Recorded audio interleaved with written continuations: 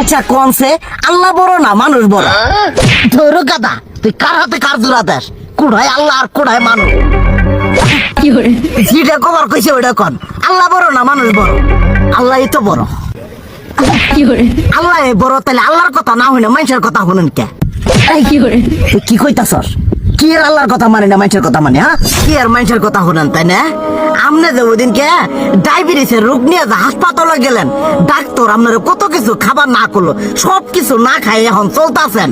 তাহলে আল্লাহ যে আপনারা কইছে যে হারাম খাবার না, সুদ খাবার না, কই আপনি তো কাম কাজ বাদ দিয়ে এলাকার আমাদের টাকা পয়সা না গায়ে খালি ওইলে দিয়েই খান, নিজেরা টেও হালাল ভাবে কামাই করেন না, ওই সুদ তো না কটা টিয়া করে লাভ আহে ওইলে দিয়ে দিয়ে চলেন আর পেট বড় বানাইছেন।